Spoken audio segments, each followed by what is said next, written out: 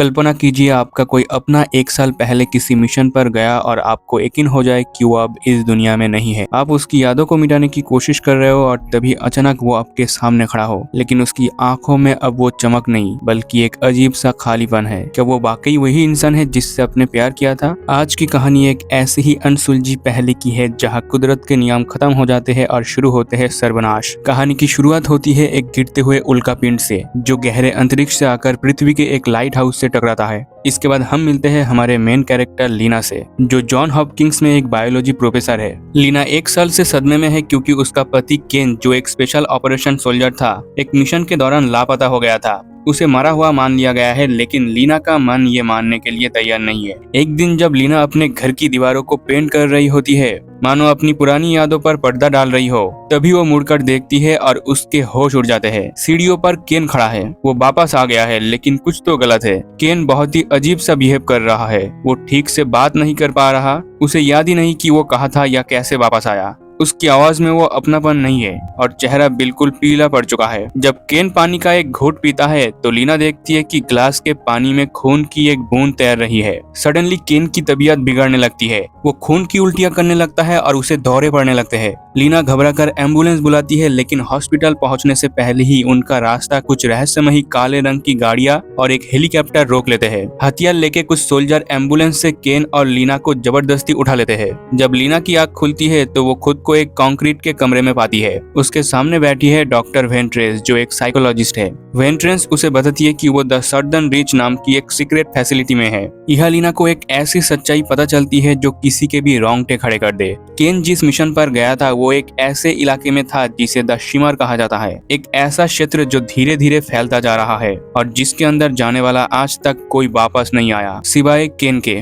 लेकिन केन की हालत पल पल बिगड़ रही है। उसके बॉडी पार्ट्स काम करना बंद कर रहे हैं। लीना को एहसास होता है कि अगर उसे अपने पति को बचाना है तो उसे उस नरक के अंदर जाना ही होगा जहां से केन आधा अधूरा वापस लौटा है। वो एक ऐसी टीम में शामिल होने का फैसला करती है जिसमें 5 महिला साइंटिस्ट है। उनका मिशन है उस रहस्यमयी लाइट हाउस तक पहुंचना जहां से ये सब शुरू हुआ था। जैसे ही वो लोग इस रंगीन इंद्रधनुष शिमर की दीवारों के करीब पहुंचती है, हवा में उन्हें एक अजीब सी बेचैनी महसूस होती है। ये सब कदम अंदर रखती है और अचानक सब कुछ धुंधला हो जाता है। जब उन्हें होश आता है तो वो जंगल के बीचों बीच थे, लेकिन उन्हें ये याद ही नहीं कि वो सब यहाँ पर कैसे पहुंचे और उन्होंने यहाँ पर कितने दिन बिता दिए। उनके कंपास काम नहीं कर रहे, रेडियो सिग्नल भी खत्म हो चुके हैं। वे दुनिया से कट चुकी है और अब उनके चारों ओर कुछ ऐसा है जो इंसान की समझ से परे है। जैसे ही लीना और उसकी टीम शिमर के अंदर कदम रखती है, उन्हें अंदाजा हो जाता है कि यह नॉर्मल दुनिया के नियम खिड़की से बाहर जा चुके हैं। सबसे अजीब बात, सबके पास 4 दिन का खाना गायब है, लेकिन किसी को याद नहीं कि वो 4 दिन कहाँ गए। इसे कहते हैं टाइम डायलेशन, जहाँ वक्त ठहर सा गया है। आगे बढ़ते हुए उन्हें एक दलदल मिलता है और यह उन्हें पहली बार दर्शन होते हैं उस खौफ के जो शिमर ने बनाया है।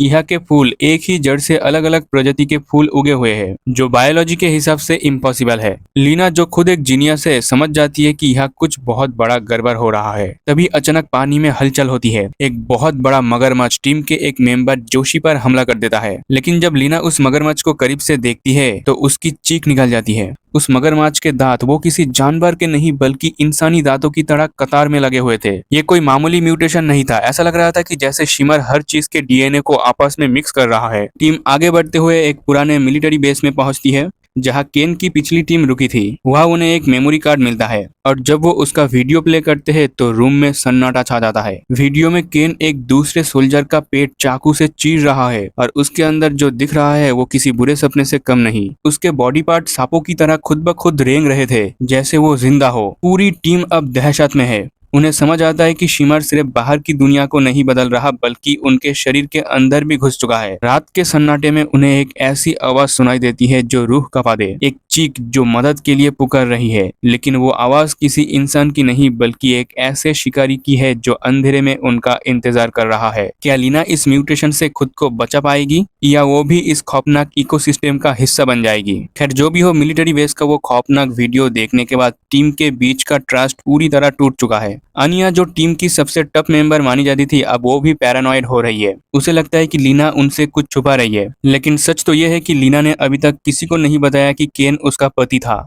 बट तभी सन्नाटे को चीरते हुए एक चीख सुनाई देती है, help me please help me. ये आवाज उनकी साथी शेपर्ड की थी, जिसे कुछ देर पहले एक जंगली जानवर घसीट कर ले गया था। टीम को लगता है कि शायद शेपर्ड अभी भी जिंदा है। वे लोग टॉर्च लेकर अंधेरे की तरफ बढ़ते हैं, लेकिन जो नजारा उनके सामने आता है वो किसी ह्यूमन इमेजिनेशन से परे है। सामने खड़ा है एक विशालाकार भालू, लेकिन ये कोई आम जानवर नहीं था। उसका चेहरा आधा सड़ चुका था और उसकी खोपड़ी इंसानी ढांचे जैसी दिख रही थी। जैसे ही वो भालू अपना मुंह खोलता है, उसमें से दहाड़ नहीं बल्कि शेपर्ड की एग्जैक्ट आवाज निकलती है, वही दर्द, वही आखिरी पुकार। लीना रियलाइज करती है कि शिमर सिर्फ डीएनए को मिक्स नहीं कर रहा, ये कॉन्सिक्वेंसनेस और यादों को भी रिफ्रैक्ट कर रहा है। जब उस भालू ने शेपर्ड को मारा तो उसकी मरती हुई चीख उस जानवर के वोकल कॉर्ड का हिस्सा बन गई। ये नजारा इतना डिस्टर्बिंग है कि पूरी टीम फ्रीज हो जाती है। एक खतरनाक लड़ाई के बाद वे इस मॉन्स्टर को मार तो देते हैं, लेकिन अब खतरा बाहर से ज्यादा उनके अंदर है। जोशी नोटिस करती है कि उसके हाथों से छोटी छोटी टहनियां और फूल उग रहे हैं। वो डरने के बजाय एक अजीब सी शांति महसूस करती है। उसे समझ आ गया कि यहाँ से जिंदा बाहर निकलने का कोई रास्ता नहीं है। या तो अब मरोगे या नहीं तो अब पूरी तरह ट्रांसफॉर्म हो जाओगे। भालू वाले उस खतरनाक इंसिडेंट के बाद टीम के हौसले पूरे तरीके से टूट चुके हैं। अब जो बचा है वो सिर्फ सर्वाइवल इंस्टिंक्ट है। लेकिन शिमर के पास हर किसी के लिए एक अलग प्लान है। जोशी, जो टीम की सबसे शांत और समझदार मेंबर थी, वो अब एक अजीब सी रियलाइजेशन में पहुंच चुकी है।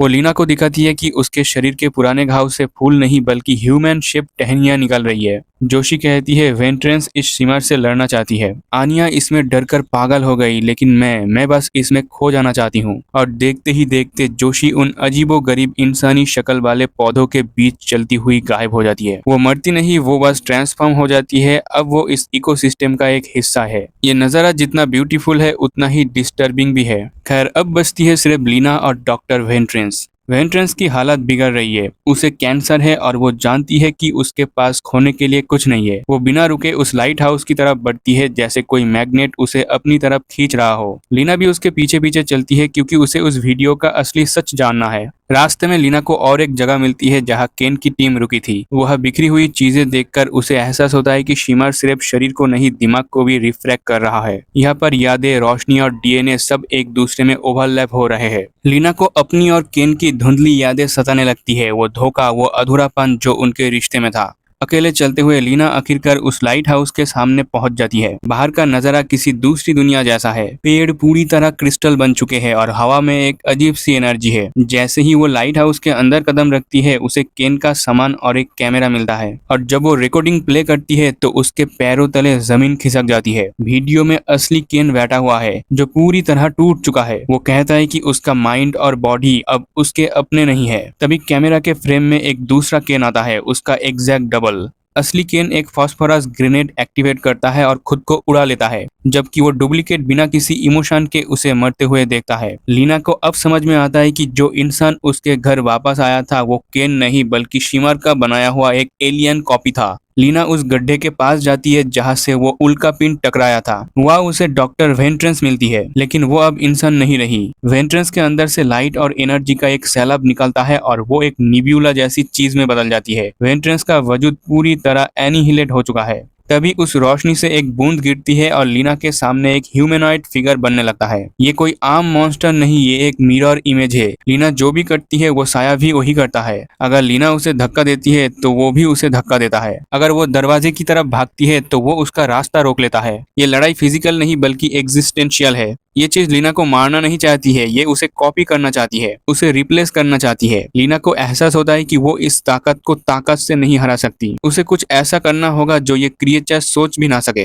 तभी लीना को एक आइडिया आता है। वो उस मरे हुए केन का फास्फोरस ग्रेनेड उठाती है और उसे एक्टिवेट कर देती है। वो उसे इस क्रिएचर के हाथ में थमा देती है और ये चीज जो सिर्फ नकल करना जानती है, ये इस ग्रेनेड को पकड़ लेती है। लीना तुरंत वहां से भागती है और पीछे एक जबरदस्त धमाका होता है। वो मिरर क्रिएचर जलने लगता है और उसके साथ ही पूरा लाइट हाउस आग की लपटों में घिर जाता है। जैसे जैसे वो लाइट हाउस जलता है, द शिमर का पूरा इकोसिस्टम नष्ट होने लगता है। वो क्रिस्टल वाले पेड़, वो हाइब्रिड जानवर और वो सारा म्यूटेड जंगल राख में तब्दील हो जाता है। विनाश का वो जाल आखिरकार खत्म हो जाता है। लीना अकेले ही बाहर निकलती है, थकी हुई, टूटी हुई लेकिन जिंदा। उसे साउथर्न रिच की फैसिलिटी ले जाया जाता है जहां उससे पूछताछ होती है। लोग उसे हीरो मान रहे हैं क्योंकि उसने द शिमर को रोक दिया, लेकिन लीना के मन में एक गहरा सवाल है। वो उस केन से मिलने जाती है जो अब पूरी तरह ठीक हो चुका है। जब लीना केन के सामने खड़ी होती है, वो उससे पूछती है, क्या तुम वाकई ही केन हो? केन जवाब देता है, मुझे नहीं पता। और फिर केन वही सवाल लीना से पूछता है। कहानी के आखिरी शॉट में हम देखते हैं कि लीना की आंखों में वही अजीब सी इंद्रधनुष चमक है जो शिमर के अंदर थी। क्या शिमर वाकई ही खत्म हो गया, या फिर उसने लीना और केन के जरिए हमारी दुनिया में अपना नया वर्जन भेज दिया है? ये अंत में हमें सोचने में मजबूर कर देता है, शायद असली एनिहिलेशन तो अब शुरू होने वाला है। तो दोस्तों, ये थी इस माइंड वांडरिंग फिल्म की कहानी। आपको क्या लगता है कि क्या वो असली लीना थी? कमेंट्स में जरूर बताएं और ऐसे सस्पेंस के लिए सब्सक्राइब करें मेरे चैनल को।